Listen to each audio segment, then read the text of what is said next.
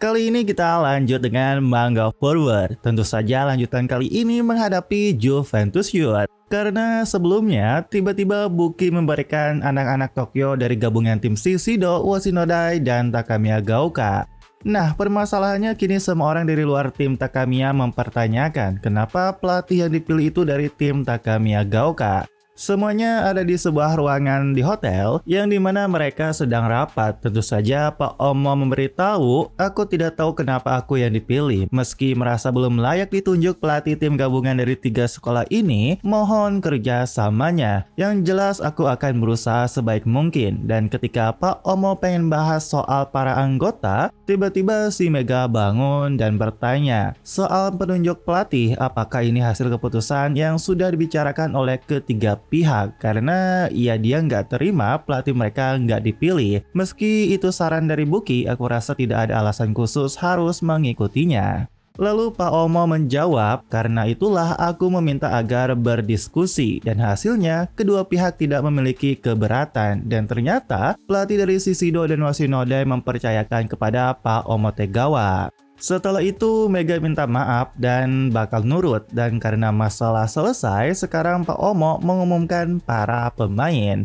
Yang dimana di pertahanan ada Nomen dan Kaoru dari Shiseido, dari Takamiya ada Sumazuki dan Yosumi dari Washinodai. Di midfielder ada Noriyasu, Kito, dan Mega, dan sisanya tentu 3 penyerang. Kayaknya Pak Omo bakal pakai formasi 4-3-3, dan penyerang tersebut adalah Kokoro, Goriki, dan Misaiji. Dan untuk kiper Momonaka dipilih Pak Omo Tegawa. Dengan 11 orang ini formasi 4-3-3. Kokoro terkejut dengan pilihan penyerang. Lalu Pak Omo berkata ke semuanya, aku sangat paham ada yang merasa tidak puas dengan pilihan ini. Tapi ternyata Pak Omo memilih line up yang Buki sebutin nama sebelumnya. Seberapapun kami mempertimbangkannya, inilah susunan terbaik yang bisa dibuat. Sudut pandang Buki sangat luar biasa. Dengan ini kita bisa menantang formasi lawan secara frontal. Dan menurutku kedua pihak bisa menerima ini. Di sisi lain, Noriyasu terkejut dan senang karena terpilih jadi starting, tapi lucunya dia malah ribut dengan Kito karena sebelahan. Namun Kokoro sendiri malah nggak percaya bisa bersama 2 pemain sehebat Goriki dan Misaiji. Tapi si Misaiji cuma senyum, lalu Kokoro berkata, mohon kerjasamanya. Aku masih sangat kurang pengalaman, tapi aku akan berusaha supaya nggak jadi beban. Tetapi Misaiji bilang, apa yang kau bilang? Justru aku latihan mati-matian agar nggak kalah darimu. Tunjukkan lagi padaku dirimu yang hebat itu. Dan dengan badas, Kokoro menjawab, meski aku nggak tahu bisa memenuhi harapan atau tidak, aku juga sudah berlatih supaya tidak mengalami hal seperti itu lagi. Nah, Pak Omo lalu bilang, biasanya kita lawan satu sama lain, tapi entah karena takdir, jadi semuanya mohon kerja samanya. Tetapi lucunya, tiba-tiba si Marukome malah ngeluarin suara laparnya. Dan pada akhirnya makanan sudah disajikan dan waktunya makan malam. Lucunya si Kokoro malah jadi bocor, dia terus ngoceh soal pilihan makanan yang bagus dan sehat dengan detail, membuat Misaiji dan Noriyasu terkejut. Namun di sisi lain, Kokoro sadar buat pemula kayak aku, kondisi fisik harus benar-benar dipersiapkan. Aku ingin mengeluarkan seluruh kemampuanku sekarang dan menunjukkan hasilnya. Pelatih Washinodai dan Shiseido menatap Kokoro karena mereka berpikir Kokoro nggak bisa ditebak. Dia pemain yang menarik dalam waktu sesingkat ini, kupikir dia bakal keok karena tekanan. Tapi ternyata dia tenang dan cukup menarik. Dia bisa menemukan jawaban terbaik, kepalanya cepat, nyalinya besar. Dan alasan itulah pelatih Washinodai dan Shiseido mengakui pelatih Omo Tegawa. Nah, setelah makan, Noriyasu ngajak Kokoro ke pemandian yang katanya besar. Tapi pas mereka masuk, ternyata semuanya pada ngumpul berendam bareng. Semuanya beneran malah ngumpul, tetapi si Kito malah berkata, biar jelas aku nggak ada niat buat akrab sama kalian. Tapi itu malah membuat Noriyasu kesal dan mereka berdua malah berantem di kolam. Suasana seperti ribut ini Kokoro nggak suka, makanya tadi dia malas ikut karena dia udah tahu pasti kayak gini ya. Tapi pas Kokoro berendam, dia kaget dengan adanya Nomen, yang dimana ternyata dia bilang sendiri hobinya mengamati orang. Bahkan dia ngasih tahu Kokoro bisa menebak apa yang sedang orang pikirkan berdasarkan gimana mereka melihat, bergerak, berbicara, lalu menganalisis semuanya. Hal itu membuat Kokoro agak takut, namun tiba-tiba si Goriki malah ngajak semuanya buat lomba nyelam. Tetapi si Yosumi malah ngajak hal konyol, dimana ngajak tanding burung siapa yang lebih besar. Si Goriki malah jadi semangat dengan lomba konyol itu karena Yosumi yang ngajak, dia pun melakukan yang pertama dan dia beneran melepaskan handuk punyanya. Semuanya malah shock karena Yosumi beneran ngelakuin, dan setelah itu si Goriki juga malah membuka handuknya, membuat semua orang shock karena gede. Tapi ya orang-orang kocak jadi ikut-ikutan, tapi tentu saja ada tim yang gak ikut karena merasa jijik. Namun momen lucunya saat Kito diledek Karuo sama Noriyasu gak pede karena kecil, dia pun kesal dan membuka handuk agak kencang. Tapi tangan dia malah kena Kokoro di belakang, yang dimana semua orang shock terdiam. Karena kocaknya semua orang shock kaget dan merasa langsung kalah sama Kokoro. Tapi tentu saja setelah itu Kokoro malu dan agak kesal dengan hal itu. Namun pas dia balik dengan Noriyasu, mereka bertemu dengan Pak Omotegawa, yang dimana Pak Omo ngasih tahu kamar kalian akan dibagi berdua. Pak Omo sudah atur supaya sekamar berdasarkan posisi masing-masing, dimana kita ke kamar pemain bertahan yang sangat begitu hening dan sangat canggung sekali. Sumazuki merasa canggung banget meski ada Momonaka Senpai, tapi dia sibuk dengan laptopnya. Yang paling parahnya, Sumazuki gak tahu apa yang dipikirkan dua orang dari si Shido. Yang satu lagi, Yosumi yang pelanya mirip Marukome, membuat Sumazuki bikin gak suka dan mengingat masa kesalnya dengan Marukome. Namun tiba-tiba Yosumi berkata ke Sumazuki, dia minta maaf soal di pemandian tadi. Lalu Momonaka bertanya, kenapa kau sampai melakukan hal seperti itu? Yosumi menjawab, aku bersyukur banget dapat kesempatan luar biasa ini. Bisa main di tim sehebat ini melawan lawan yang gila-gilaan kuatnya. Tapi sekarang kita semua ada di pihak yang sama. Sayang banget kalau nggak dimanfaatin. Dulu kita musuh, makanya mumpung ada kesempatan, aku pengen kita semua bisa saling lebih terbuka. Sumazuki terkejut dan mengakui benar juga, bahkan Karuo pun bilang dia seneng banget. Nomen dan Momonaka juga bilang menurutku ini kesempatan yang berharga karena di lini belakang komunikasi itu segalanya. Lalu Yosumi berkata, semua orang di sini jauh lebih hebat dariku, kemungkinan besar akulah yang paling jadi beban. Dan ternyata Momonaka bilang bahwa Yosumi itu posisi awalnya gelandang dan dipindahkan ke back sayap. Faktanya emang bener Yosumi di Washinodai posisi gelandang, tapi sebenarnya dulu Yosumi aslinya back sayap. Aku tahu kok seberapa besar kemampuanku dibanding yang lain, justru karena itulah pasti banyak hal yang bisa ku pelajari dari semua orang di sini. Aku nggak tahu kenapa bisa dipilih, tapi aku ingin main sepenuh hati. Aku bakal berjuang mati-matian nggak mau nyanyain kesempatan ini. Semuanya terkejut dan membuat Yosumi juga kaget, lalu dia tertawa dan minta maaf karena suasana jadi terlalu serius. Lalu Karuo berkata, soal kau dan sepak bola, sekarang aku ngerti kalau kau benar-benar serius, bukan cuma ngomong doang, jadi aku juga bakal ngandelin dirimu. Nomen juga bilang, aku suka banget ngetes hasil latihan dan risetku lewat pertandingan, dan Momonaka juga setuju. Si Sumazuki malah terkejut karena perasaan ini belum pernah dia rasakan sebelumnya. Lalu dia bilang, aku satu-satunya yang masih junior. Tapi Yosumi bilang, selama pertandingan nanti jangan ragu buat negur. Nggak usah pedulikan umur atau siapa yang senior. Kita sama-sama pemain belakang, kalau ada yang kurang dariku tolong kasih tahu. Jadi ayo berjuang bareng. Seketika Sumazuki terkejut karena dia malah ngebayangin dan ngebandingin Yosumi dengan Marukome yang beda banget, bahkan dia sampai nangis. Setelah itu mereka bahas formasi Juve Youth dengan 3-5-2, mereka unggul di serangan sayap dan keunggulan jumlah di tengah. Serangan balik dari pertahanan rapat itulah pola emas mereka. Makanya kita harus bisa cepat naik garis pertahanan buat pasang jebakan offset. Dua striker lawan selalu nyerang lewat sayap, artinya kita bakal dituntut buat gerak terus tanpa henti. Mereka pasti nganggap kita cuma tim campuran yang asal jadi, tapi justru karena itu kita harus bersatu. Ayo tunjukkan kemampuan kita sebenarnya. Para pemain bertahan moodnya jadi bagus dengan semangat membara, tetapi di kamar para gelandang suasananya sangat begitu suram. Tentu saja karena di sana ada Noriyasu dan Kito, namun Mega bilang kali ini para pemain inti di posisi gelandang tinggal sekamar. Bahkan anak SD pun bisa nebak maksud Pak Omotegawa. Sudah waktunya kita ngobrol secara konstruktif dan cerdas. Lalu si Kito berkata, artinya kita harus nentuin siapa kapten dari tim ini. Yang paling pantas jadi kapten tim ini jelas cuma aku. Tapi ya tentu saja si Noriyasu kesal dan mereka berdua malah ribut lagi. Terus Mega bertanya dengan serius, menurut kalian Juventus Youth gimana?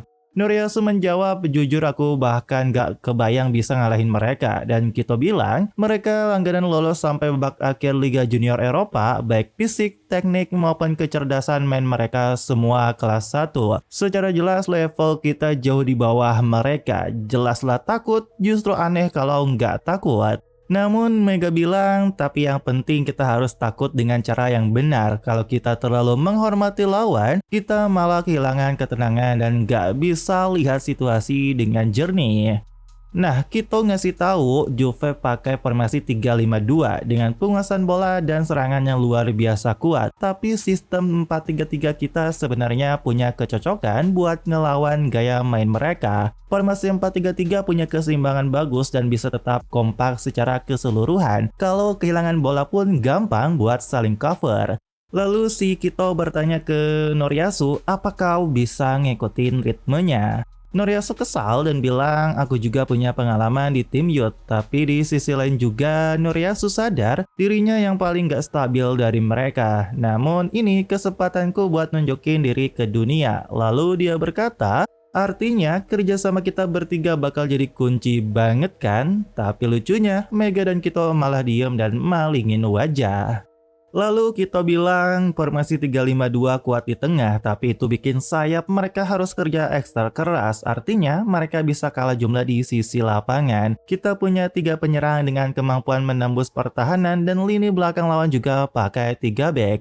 Terus Noriyasu berpikir kalau kita pressing build up mereka dari depan dan rebut bola, sisanya tinggal biarin Museki yang nyetak gol buat kita. Akan tetapi, lucunya Kito marah dan berkata, apa kau bego? Karena dia ngomongin Goriki dari timnya yang udah pasti paling kuat. Tapi lucunya lagi, si Mega malah ngikut juga, dia ngomongin Miseiji yang paling kuat karena S dari tim pemenang turnamen nasional. Ya, pada akhirnya mereka semua jadi ribut ngomongin siapa yang paling jago dari striker mereka. Dan si Noriyasu bilang, lagi pula Miseiji sering kewalahan lawan Kokoro. Dan hal itu membuat Mega jadi inget Miseiji yang emang sekarang dia nggak konsisten. Tapi kalau udah fokus dia orang yang benar-benar bisa dipercaya sepenuhnya. Dan hal itu juga ternyata dirasakan Kito. Goriki yang awalnya dianggap pemain aneh, tapi dia terus latihan dengan serius sampai akhirnya jadi pemain sepak bola yang hebat. Jujur saja, aku yakin Goriki punya bakat luar biasa yang gak kalah dari siapapun. Nah, sedangkan Noriyasu bilang, kayaknya Kokoro itu nanggung sesuatu yang besar banget di pundaknya. Aku belum pernah ketemu orang yang sekeras dia berusaha setiap hari. Kokoro kayak tumbuh dengan kecepatan yang gak bisa ditebak, kadang bahkan kelihatan berbahaya. Soalnya dia bisa ngedorong dirinya sendiri sampai batas. Mentalnya juga kuat banget, cepat atau lambat, Noriyasu bilang, Kokoro bakal jadi pemain yang luar biasa banget. Mega dan Kito terdiam, tapi kocaknya si Noriyasu malah bilang sambil ngeledek. Kesimpulannya, ia udah kasih bola ke si Kokoro aja. Dan mereka bertiga pun malah ribut lagi. Dan di kamar para striker nampaknya ada kecanggungan juga, apalagi terlihat Miss Seiji dan Goriki saling tatap dengan aura seram. Tetapi lucunya, setelah itu mereka malah bilang, Buki memang yang terbaik, terutama adegan waktu dia ngalahin 11 orang sekaligus. Hal itu membuat Kokoro beneran shock dan stres melihat Miss Seiji dan Goriki malah ternyata akrab dan mulai membicarakan soal Buki. Sejak kapan mereka jadi akrab gini? Tetapi Kokoro bilang sudah cukup ngomongin Bukinya, mending sekarang kita bahas gimana pertandingan besok. Tapi lucunya Miss Seiji dan Goriki terlihat nggak tertarik gitu. Kokoro berkata, kita kan dari tim yang beda banget, jadi aku pikir kita perlu sepakat gimana cara kerjasamanya atau pola geraknya. Dan si Goriki bilang, tapi kerjaan kita sebagai striker kan intinya cuma satu, yaitu cetak gol. Jadi tinggal tancap aja dan hajar. Lagian ini tim dadakan, mau coba kerjasama juga, ujung-ujungnya malah nggak nyatu. Lalu Kokoro bertanya ke Miss Seiji, tetapi dia malah ngejawab, cukup nikmatin aja. Dan Kokoro pun sadar mereka berdua mainnya cuma pakai feeling. Mereka berdua juga punya naluri alami yang luar biasa kayak insting binatang buas. Setelah itu Kokoro bertanya kira-kira gaya main khas tim Juve Youth itu seperti apa. Nah, si Miss Seiji bilang kemungkinan mereka main Catenaccio, gaya permainan khas Italia, pertahanan rapat terus serangan balik cepat. Namun Goriki berkata mikirin terus juga percuma, lihat aja Buki, lawan siapapun dia tetap bisa cetak gol, itulah tugas seorang penyerang. Kita juga harus main dengan cara yang sama, soalnya pertandingan ini laga comebacknya Buki. Kalau kau tampil bagus di sini, bisa jadi kau bakal dilirik oleh dunia dan kau bakal makin dekat jadi pemain pro menyamai Buki. Hal itu membuat Kokoro terkejut, tapi Goriki bilang, aku sih emang ngerasa sepak bola SMA itu seru, ada teman-teman hebat kayak kalian, tapi setelah lihat langsung permainan Gao dan Buki, jujur aku mulai mikir, apa aku beneran bisa puas cuma sampai di sini aja? Bahkan tim Vivaldi salah satu terbaik di J-League aja bisa dikalahin kayak gitu, jadi kalau tetap di Jepang, apa kau bisa benar-benar mendekati levelnya Buki? Aku pengen secepat mungkin pergi ke dunia luar, perasaan itu meledak dalam diriku. Lalu ternyata si Miss Seiji itu pernah ditawarin klub pro, namun ternyata dia nolak karena nggak ada klub yang buat dia berdebar atau semangat. Lalu Goriki bertanya ke Kokoro yang pernah juga dapat tawaran bahkan luar negeri. Kokoro sendiri bilang dia ingin sekali lagi berjuang bersama teman-teman Takamiya Gaoka buat menargetkan kejuaraan nasional lagi. Goriki bingung dan Miss Seiji berkata, itu bagus, soalnya aku masih punya hutang yang belum terbalas denganmu. Aku ingin bertarung lawanmu sekali lagi dan kali ini aku yang bakal menang. Itulah satu-satunya hal yang masih mengganjal di hatiku. Tapi yang main di luar negeri juga kayaknya seru, aku juga ingin coba. Goriki juga bilang ingin balas dendam pada Kokoro dan Miss Seiji saat di turnamen wilayah Tokyo. Tapi besok aku nggak bakal kalah lagi. Besok aku yang bakal cetak gol dan menang. Seketika suasana berubah, bahkan Kokoro terkejut karena dua orang ini punya semangat sebagai striker yang beda banget levelnya. Mungkin karena terpengaruh semangat mereka, aku masih bingung. Aku belum bisa mikirin masa depan sejelas dua orang ini. Aku memang masih ragu, tapi entah kenapa ada perasaan kuat dalam diriku bahwa aku nggak boleh kalah dari mereka berdua. Dan keesokan harinya, akhirnya hari pertandingan tiba di stadion besar dengan penonton sangat ramai, yang dimana kedua tim sudah keluar, tim gabungan SMA Tokyo dan juga Juventus Youth. Nah, Kokoro dan yang lain kaget melihat para pemain bertahan akrab banget. Mereka saling ngobrol soal seragam khusus yang keren. Dan lucunya Kito berkata ke Goriki dengan tegas, aku akan kasih umpan terbaik buatmu, jadi kau harus pastiin gol. Bahkan Mega juga sama berkata ke Miss Seiji, aku percaya padamu. Hal semua ini membuat Kokoro jadi bingung karena orang-orang hari ini agak aneh. Tapi kocaknya, Noriyasu teriak ke Kokoro, cuma kau yang terbaik. Aku percaya padamu, kau yang bakal cetak gol buat kita. Nah, di keributan mereka, semua orang terkejut karena melihat Buki yang duduk di bench Jupe dengan tatapannya yang sangat serius. Sepertinya kedua tim melakukan latihan terbuka dan terlihat para pemain Juve sangat cepat mengolah bola. Tapi tiba-tiba semua teriak ke Kokoro karena ada bola yang sangat kencang ke arah mukanya. Tetapi sangat keren, Kokoro malah menerima bola tersebut dengan dadanya, membuat semua terkejut dan ternyata itu ulah dari pemain Juve yang sangat tampan. Dia menghampiri Kokoro dan minta maaf pakai bahasa Italia. Tentu Kokoro nggak ngerti dan Momonaga ngasih HP buat terjemahin. Yang dimana orang itu bertanya apa Kokoro kaptennya. Namun pas Kokoro menjawab bukan dan cuma pemain biasa. Dan si pria ikemen itu ternyata meski nggak tahu soal tim Tokyo, dia tahu Kokoro. Dia pun memperkenalkan diri bernama Affogato, striker utama tim Juve Youth. Namun setelah itu dia malah ngeledek. Ini cuaca yang pas banget buat wisata. Setelah menang nanti, Buki bilang kami boleh jalan-jalan di Jepang. Aku lumayan menantikan itu. Hal itu langsung membuat semua pemain Tokyo kesal karena orang Juve sudah yakin bakal menang. Bahkan kita nggak dianggap lawan sama sekali. Dan pas dia pergi sambil berkata berjuang sekuat mungkin tapi percuma aja. Kocaknya pas dia nginjek bola dia malah terjatuh, membuat semua orang Tokyo terdiam. Dan lucunya Affogato kesakitan. Tentu saja dia diketawain abis oleh semua orang Tokyo. Bahkan orang itu pun diketain bego sama rekan setimnya dan malah membuat Kokoro terkejut dan merasa kasihan.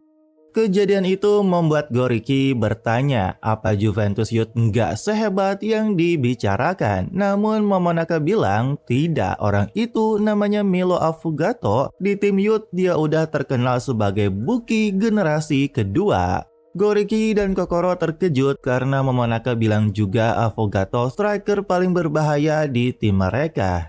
Di sisi lain, rekan Affogato malas karena datang cuma gara-gara Buki nyuruh. Tapi Affogato bilang, ya nggak apa-apalah bisa makan sushi asli di tempat asalnya. Ini misi ringan banget, main bola dikit aja udah dapat hadiah besar. Ya sudahlah, kita main-main aja.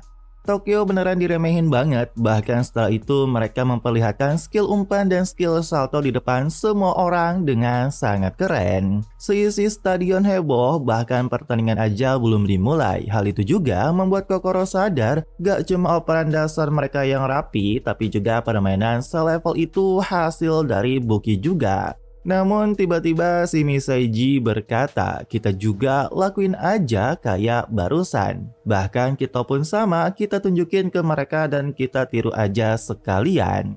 Yang dimana Kito dan Misaiji beneran ngelakuin persis, mereka melakukan operan, dimana Misaiji menerima dan mengangkat bola ke tiang jauh pada Kokoro melewati Goriki yang diabaikan. Meski Kokoro terkejut karena tiba-tiba banget, bahkan dia teriak, jangan suruh aku ngelakuin hal kayak gini. Namun sangat gokilnya, dia memutarkan tubuhnya dan melakukan salto yang lebih badass dan kencang. Semua penonton terkejut kembali, apalagi Kokoro menendang dari sudut yang lebih gila. Dan lucunya, setelah itu Kito dan Misaiji ngeledek ke pemain Juve Youth, membuat Affogato kesal. Dan belum aja lagi dimulai, mereka sudah bersih tegang dan saling balas. Setelah itu Pak Omo memberitahu lawan kita nggak perlu dijelasin lagi. Mereka tim yang membanggakan kekuatan level teratas Eropa. Setiap pemain mereka punya selevel S dan mereka jauh lebih kuat dibandingkan tim manapun yang pernah kita hadapi. Dan di antara mereka ada satu pemain yang harus kita waspadai secara khusus, yaitu kapten mereka sekaligus gelandang tengah Nicola Nicolini. Dia pemain inti di lini tengah, salah satu playmaker terbaik di seluruh Eropa. Berikutnya, bek Katino Kochi. Ia punya tubuh yang kuat, mahir bukan hanya di duel darat tapi juga di udara. Sebagai pilar pertahanan sekaligus titik awal serangan balik, dia adalah tipe libero yang aktif membantu serangan. Dan penjaga gawang Totti Fakari, alasan tim ini selalu mencatatkan kebobolan paling sedikit tak lain karena penyelamatannya. Selama benteng pertahanan mereka ini belum runtuh, bisa dibilang tak ada peluang bagi kita untuk menang. Dan terakhir, penyerang yaitu Milo Affogato. Ia sudah dijuluki Buki 2 dan dengan kemampuannya sekarang ia bahkan menjadi top skor di Liga Muda Eropa. Lini belakang kita tidak boleh memberinya celah sedikit pun. Sejujurnya, aku tidak begitu mengenal lebih dari separuh dari kalian dengan baik. Sampai di sini sudah cukup, karena sepertinya aku tidak perlu berkata apa-apa lagi. Melihat ekspresi kalian saja udah cukup bagiku. Tunjukkan pada kami, padaku, pada penonton, dan pada seluruh dunia. Tunjukkan seberapa hebat kemampuan yang kalian miliki sebagai pemain sungguhan. Panggung utama kali ini adalah milik kalian. Lawan tim muda Juventus, pergilah dan tunjukkan kemampuan kalian sepuasnya. Semuanya pun jadi semangat berapi-api, tapi si Kokoro entah kenapa merasa jantungnya berdetak kencang. Di sisi lain, Om Scotting yang pernah muncul ternyata duduk bareng sama Buki dan bertanya apa alasan Buki memilih mereka pemain Tokyo. Tapi jawaban Buki malah dia jawab nggak terlalu ngerti. Aku juga nggak tahu, cuma aku milih muka yang kayaknya pernah aku lihat aja. Aku sudah hidup dengan ngikutin instingku sejak kecil, jadi kupikir pasti ada sesuatu di balik ini. Terutama anak itu, yaitu Kokoro yang terus menempel di pikiranku. Aku ingin lihat sendiri kemampuan aslinya. Kokoro sendiri terus merasa deg-degan dan ini belum pernah terjadi sebelumnya. Lalu dia pun bertekad akan melakukan sepenuh tenaga. Terlihat kedua pemain sudah bersiap di posisi mereka masing-masing. Dan lucunya si Marukome marah karena dia nggak dimasukin bahkan di bangku cadangan. Dan terlihat anak kelas 1 juga. Di sisi lain terlihat Noriyasu malah tertekan dengan tekanan di lapangan yang luar biasa. Lalu si Avogato berkata, aku menghormati Buki, bagiku dia adalah sosok yang benar-benar luar biasa. Tapi jujur saja, keputusan kali ini benar-benar nggak masuk akal. Yang lain juga ternyata setuju, tapi ya Buki dari dulu emang selalu bertindak sesuka hatinya. Anggap aja ini pelampiasan, mari kita akhiri pertandingan ini dengan target 2 dikit gol. Nah, Avogato yang melihat tendangan Kokoro sebelumnya, dia terlihat kesal dan terus menatap ke arah Kokoro. Dan terlihat sepertinya bola pertama milik Tokyo Union. Di mana Kokoro memulai kick off mengoper pada Misaiji, lalu ada Kito di belakangnya minta bola. Akan tetapi, saat pemain lawan menghadang, Misaiji langsung menerobos maju. Bahkan dia menyerang dengan kecepatan penuh sejak awal pertandingan. Misaiji beneran menembus sendirian, lalu pelatihnya pun bilang dari semua orang di sana hanya Pak Omotegawa Sensei yang menyadari cara satu-satunya bagi tim yang lebih lemah untuk menang melawan lawan yang jauh lebih kuat, yaitu adalah menyerang lebih dulu. Yang dimana Misaiji beneran menggokil, dia terus membawa bola dan ketika dihadang dua pemain bertahan, gokilnya bola menghilang dan ternyata dia mengangkat bola ke belakang. Dimana di sana sudah ada Kokoro yang ingin langsung menyambut bola. Dan ternyata semua sesuai rencana Pak Omo memberikan Kokoro dengan tendangan penuhnya. Yang dimana Kokoro sudah bersiap menendang, di sisi lain juga kiper lawan sudah bergerak melihat putaran tubuh Kokoro, tapi dia malah terkejut karena dengan badas Kokoro beneran menendang sekuat tenaga, bahkan bola langsung masuk ke jaring gawang dalam sekejap mata. Dan tentu saja semua seisi stadion syok terkejut dan teriak. Karena baru aja dimulai, Tokyo Union mencetak gol lewat serangan cepat. Kokoro sendiri nggak nyangka seperti kata Pak Omo, tendangan penuh putaran tubuhnya berhasil masuk. Dia juga berterima kasih pada Misaiji atas asisnya. Lucunya Noriyasu malah pamer ke Mega dan Kito karena Kokoro berhasil cetak gol. Namun di sisi lain, Sumazuki kaget melihat dribble Misaiji makin tajam. Begitu juga dengan Karuo, dia kaget dengan tendangan Kokoro yang makin tajam. Para pemain bertahan Juventus juga nggak nyangka beneran nggak bisa ditahan. Bahkan kipernya aja nggak nyangka tendangan Kokoro berbeda dari semua yang pernah dia lihat sebelumnya. Itu beneran aneh. Sebenarnya itu apa? Kau baru bisa memahami kalau mengalaminya langsung di depan mata. Bahkan si Buki malah tertawa puas dan ngeledek timnya sendiri karena kebobolan dalam hitungan detik. Namun di sisi lain, seperti yang Buki duga, anak-anak Jepang itu ternyata cukup menarik. Pria yang bersamanya juga bilang meski baru dimulai kita sudah kecolongan begitu cepat, bahkan kiper kita nggak sempat bereaksi. Tendangan kuat Kokoro seperti yang dia tunjukkan di pertandingan melawan Shiseido benar-benar luar biasa, dan di saat yang sama Misaiji juga menembus pertahanan dengan dribble mulus dan umpan tumit yang sempurna. Buki aja sampai bingung siapa yang ngajarin mereka, dan di sisi lain Kapten Ju Fei-yut berkata ke semuanya, gimana pun juga pertandingan baru dimulai, kita nggak perlu panik. Tadi cuma apes aja, kita tinggal balas dengan mencetak gol berikutnya. Lalu si Affogato berkata, umpan semua bola kepadaku, akan kubalas dengan serangan balik cepat. Tapi entah kenapa Goriki terus menatap Affogato dengan sangat serius. Pakai baju merah, rambutnya